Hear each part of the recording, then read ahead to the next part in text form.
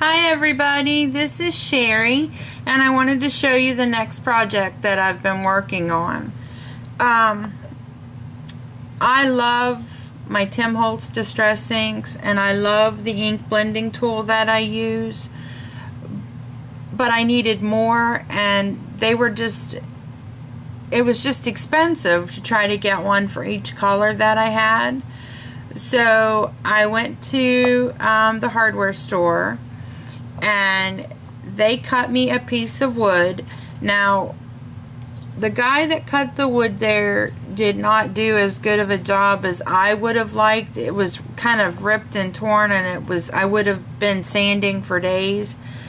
So my husband had a piece of the same size wood, and this is what you call a 2x2, which it's actually 1 3/4 by 1 3/4, and I had him cut it at 1 3/4 inches, and they're perfect. I didn't have to sand anything. I was real happy.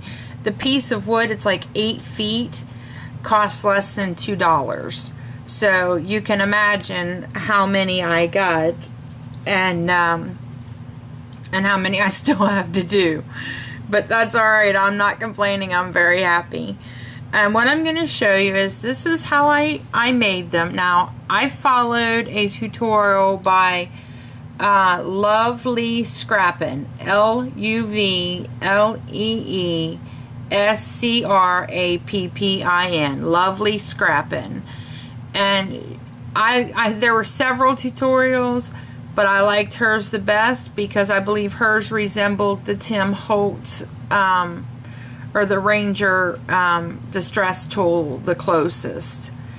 And what I did was I took 2 different sizes. Now, this is where hers and I differed, but I mean, this is what I had, so I used it. She used this size, I used 2 different sizes, and I put 1 strip like this. I just went across like this on each one, and then use the smaller strip to go across there. And then once I was done with that, then I peeled off this green strip, and I bought this industrial strength Velcro. Now you only need the grippy part, and this is 2 inches. So once I peeled off the green layer, then I just laid this across the top and measured it out, and then just cut it, and then just trimmed off this edge so it fit perfect. And what I'm going to do is I'm going to take my printer and print the labels that'll go across each one. They each will have their own blending foam. And I found these containers at Walmart. They're called Snapware, Snap and Stack, and there's 2 of them stacked together. So right now my my inks will go on the top, and then my blending tools will go on the bottom. And if I need more space, I can always add another addition to it. That way I keep them all together.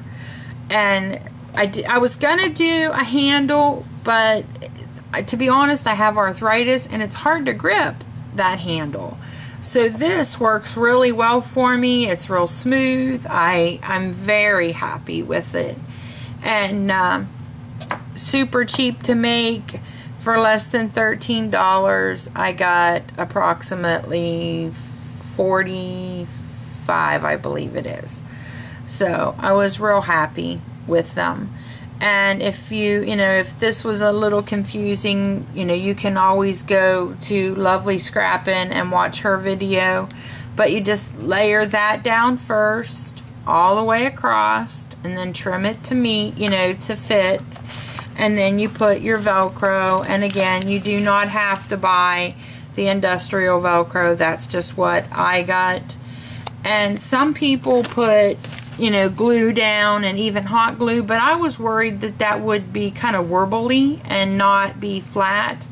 So I really thought hers was the best idea. And that's what I did. And the pieces are so nice and smooth. Or you don't have to worry about splinters. These are just it was great. And if you go and you get a good hardware store, I'm sure they will cut it and do a better job than mine did. But my husband came through and now I have great ones, so I'm really thankful. And very cheap. For the price I would have paid for 2, I've gotten 40. So I hope this helps, and if you get a chance, you know, try making your own, and definitely check out her video if you need any further, you know, advice. So thanks for visiting me today, guys, and happy crafting. Bye.